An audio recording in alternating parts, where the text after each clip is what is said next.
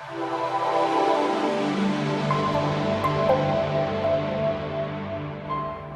and gentlemen, welcome back to Talking Raw. I am your host, Chris Kretschmann. It is nice to talk to you guys on this Tuesday evening. And before we get into this video, I just want to remind you guys, I'm botching already, subscribe, like, comment, share. I cannot preach that enough. Right now, we're at 9 subscribers. That's the last time I checked. We may be at 10 subscribers now. That was the threshold that I wanted to reach by the end of this week. And it looks like we're going to reach that. So once we reach it, I'm going to give away some details on a giveaway, and I'll make a video on it soon. Right when I hit 10 subscribers, I'm going to make a video on it, giving you the details for the giveaway so you guys can enter and win some cool stuff.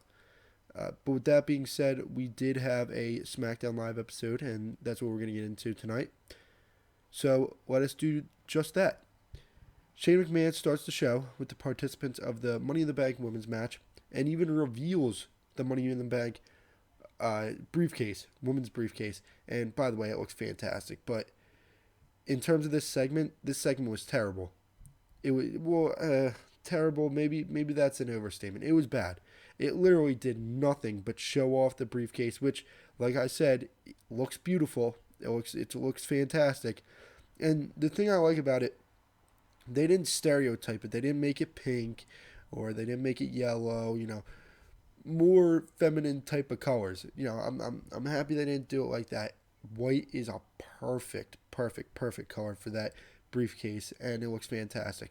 So, like I said, this segment did nothing but show off the briefcase and set up a 6-woman tag match that was apparently made before the show. So, again, we get another 6-man tag match, which is so repetitive and boring and lazy, all the above. All 5 women got mic time, but I'm not sure that was a good thing. None of their promos got off the ground. The only 2 that stood out to me were Becky and Charlotte. That just shows why they're the biggest stars in the division, because they stand out whenever they're on the mic.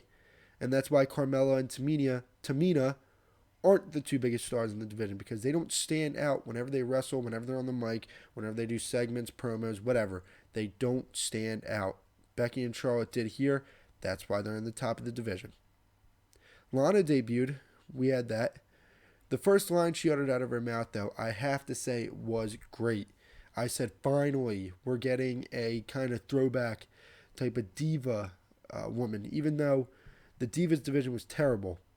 The Divas division, when they had it a couple of years ago, was terrible. But I'd like to see more of a diva type woman in this division, because I feel like both divisions, Raw and SmackDown, need it. The promo went downhill and quick. She asked to be in the Money in the Bank match, and then got turned down by Shane. And after she got turned down, she ran away crying. So overall, her debut, at least to me, was a major thumbs down. By the way, Naomi really needs to drop the title. She's done nothing with it.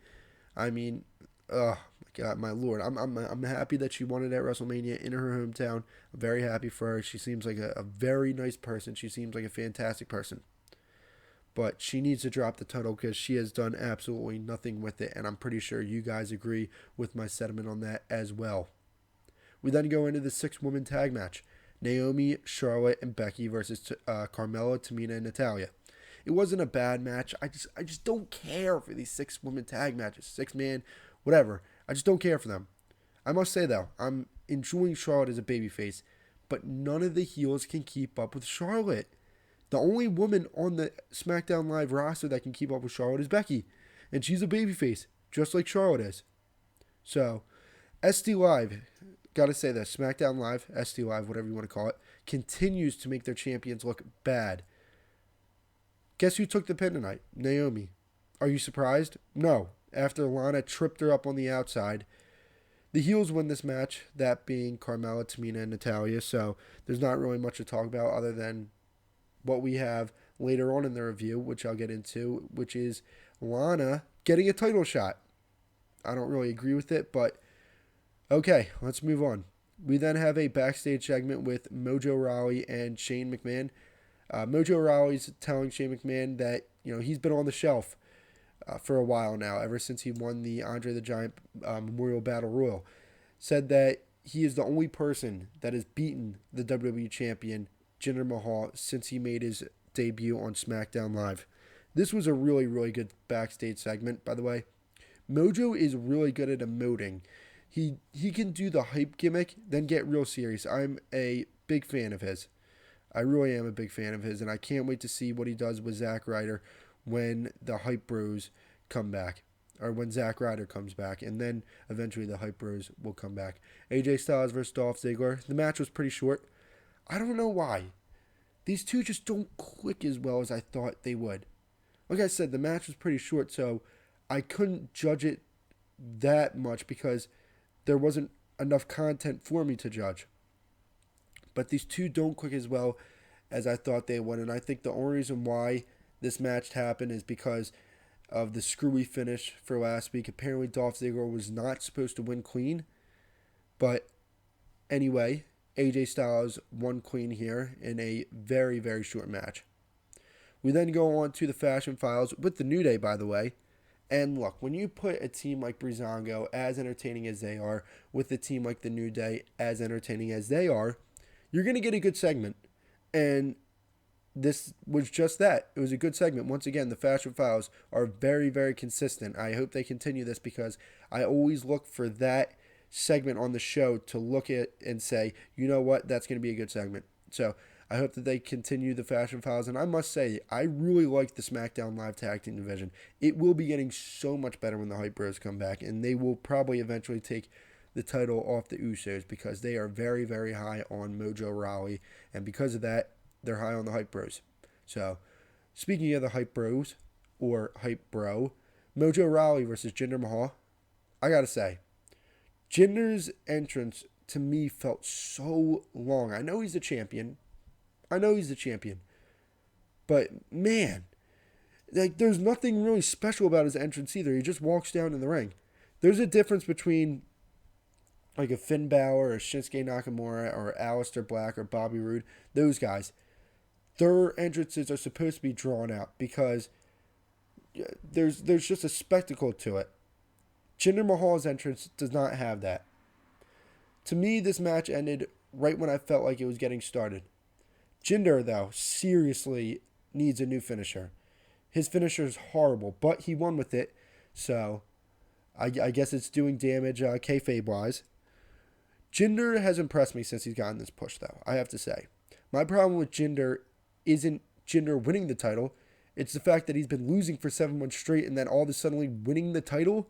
It made little sense to me. It really did make very little sense to me. So, Jinder Mahal is a WWE champion. I'm a fan of. I just don't like the way that they took to get to that championship win.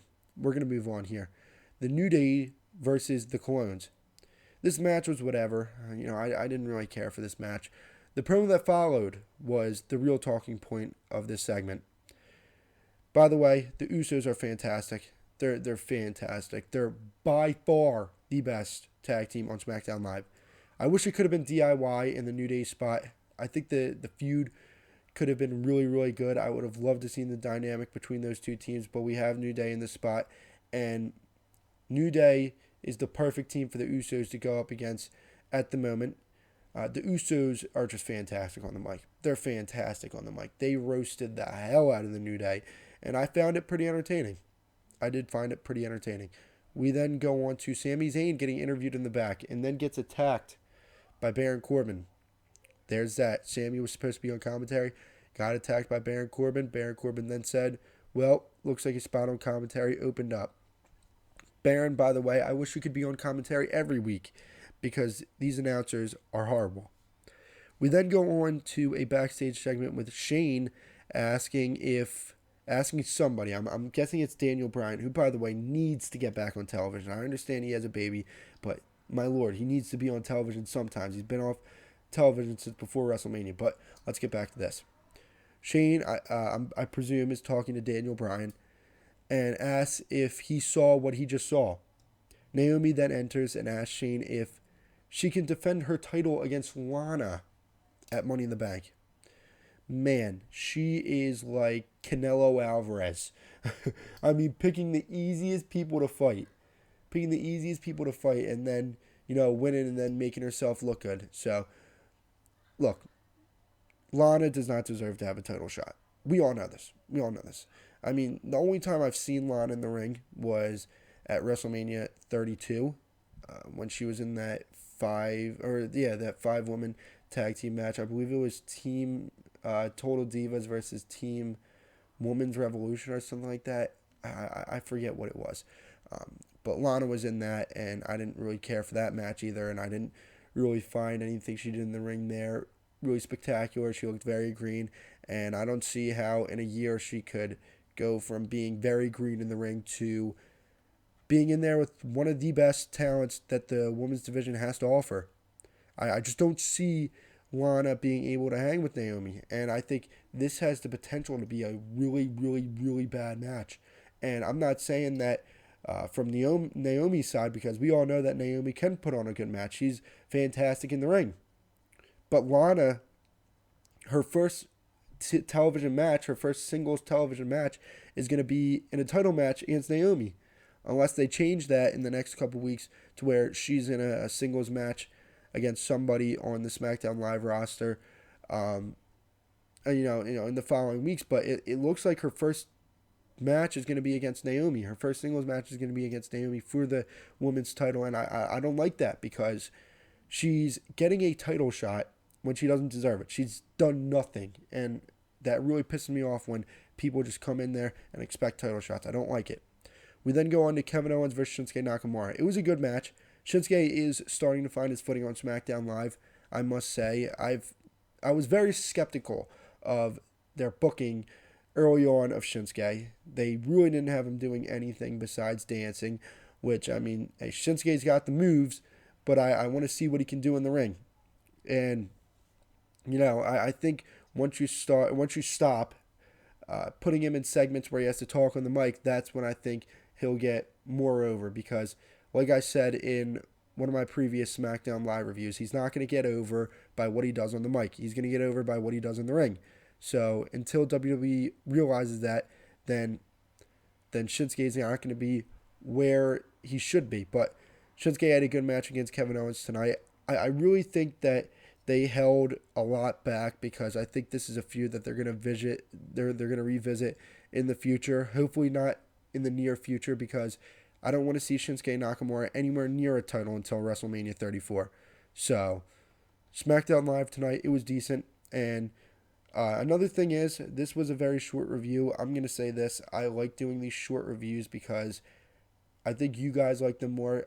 Actually, I prefer to do very long reviews. I prefer to do those 50 minutes, 45-minute, hour-long reviews because I could talk forever about this stuff. I'm just so passionate about this product. I could talk forever about it, but obviously you guys wouldn't want to hear me talk forever about it, so I'm going to reduce the length of the reviews.